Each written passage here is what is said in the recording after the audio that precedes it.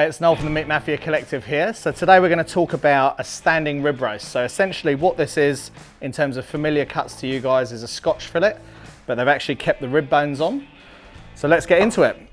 Most important thing when you're trimming is a sharp knife. I say this time and time again, so always give it a couple of swipes before you start trimming.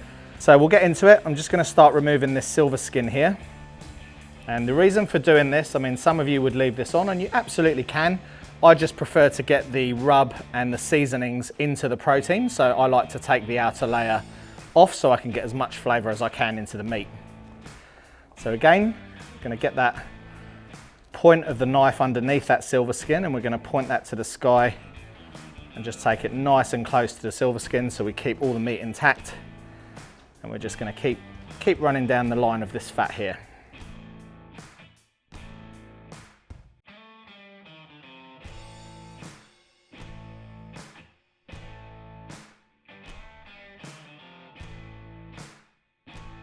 And the final piece is just to look on the outer, and we're just going to pay a little bit of attention to this Frenching. So you can kind of see that they've started to French these racks. But again, all of these sharp edges are going to not cook up very well in the smoker. So I'm just going to run my knife down with the bone.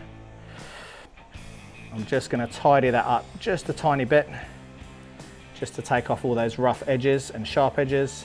You can kind of see the difference between this one here and this one here. I'm going to do that to all of these bones.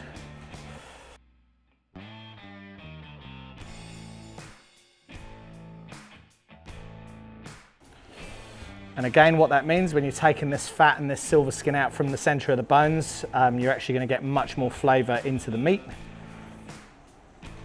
We've tidied up the center of the bone so you can see they're all uniform now.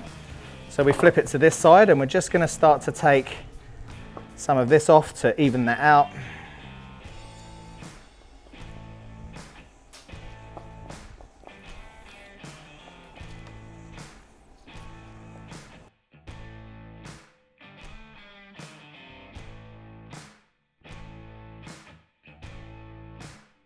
Okay, so I'm pretty happy with that now. I've got most of the outer fat off the main meat. So that's looking really tidy all the way around. There was some protrusions here with fat and little bits of meat, but I've actually evened those off. So the rack is, you know, far more exposed in terms of the bones. So when this cooks up, this whole meat will tighten into a nice roulade, and when we slice it, they're going to be really even pieces of meat. So that's how to trim a standing rib roast.